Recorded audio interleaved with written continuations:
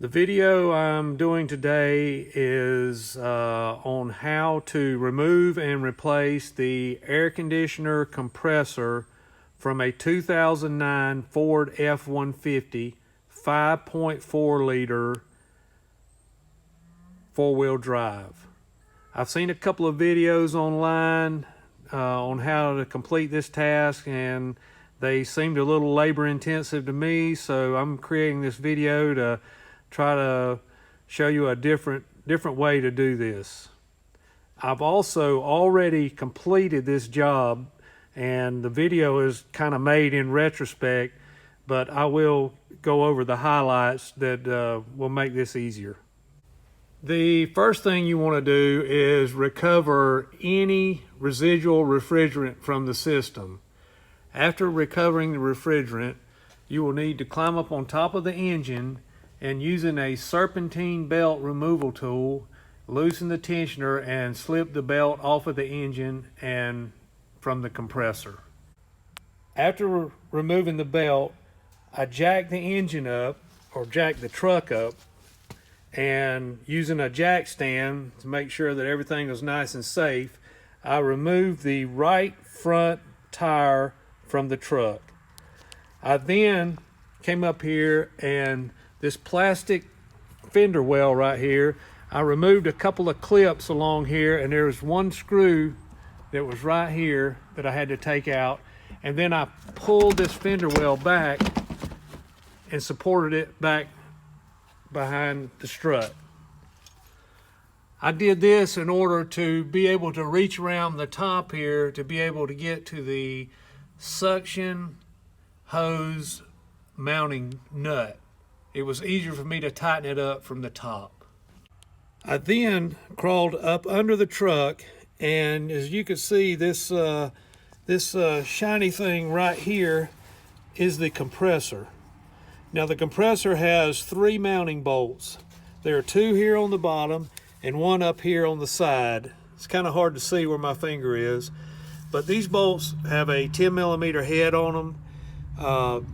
You can take these bolts out. These bottom 2 will just slide right out.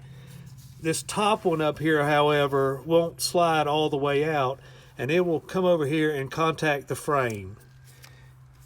When it hits the frame, you don't want to try to wiggle it or force it out, because all it's going to do is get hung, and at that point you're going to lose your religion, I promise you.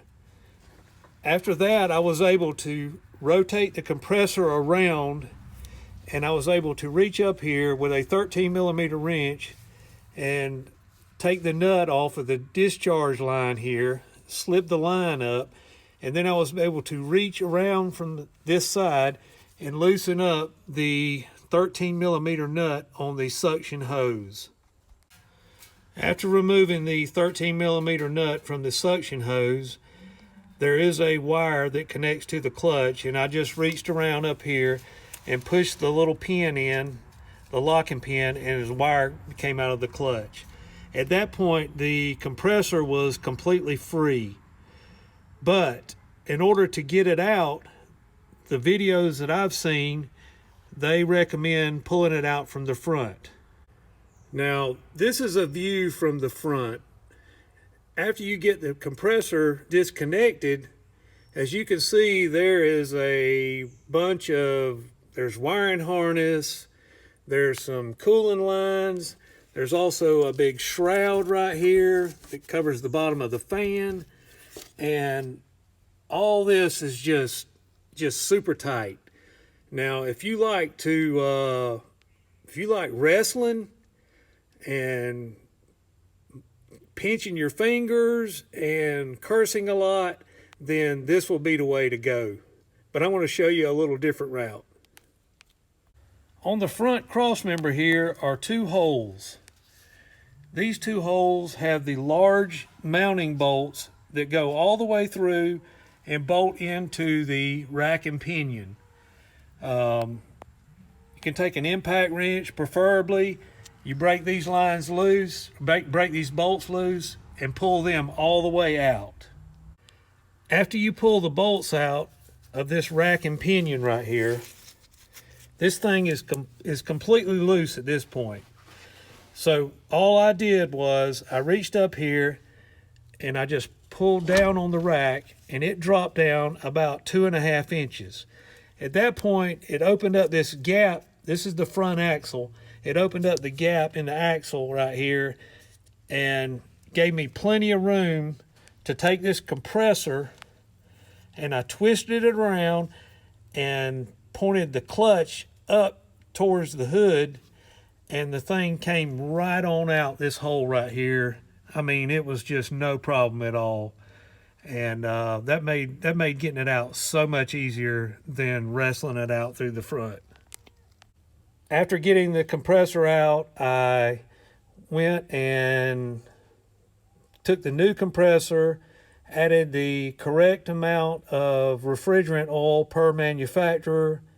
I slipped the compressor back up into the truck here and rotated it around, put in the suction line first, and started the nut on it. At that point, I was able to go up on the top up there and reach through and tighten that nut up. I then installed the discharge line, and I was able to tighten it from the bottom. I put on my clip for my compressor clutch coil wire, and then the 3 bolts, I went ahead and put them in the block and tightened them up. I do want to mention that when you are before you actually get the compressor all the way up in here, you want to go ahead and slip this top bolt in before you get it all the way in, because once you get it in there, you cannot get it past this frame. There's not enough a gap in here to get it into the compressor. At that point, this part of the job was completely done. The compressor was completely installed. After installing the compressor, I went and replaced the expansion valve, and I also removed and replaced the desiccant in the condenser, and also, before I put all of that back together, I did flush the system, and then I evacuated it and recharged it to specifications, and everything is cooling like a champ. So hopefully this video will give you some insight on a little easier way to do this job. If it does, just let me know. Thanks.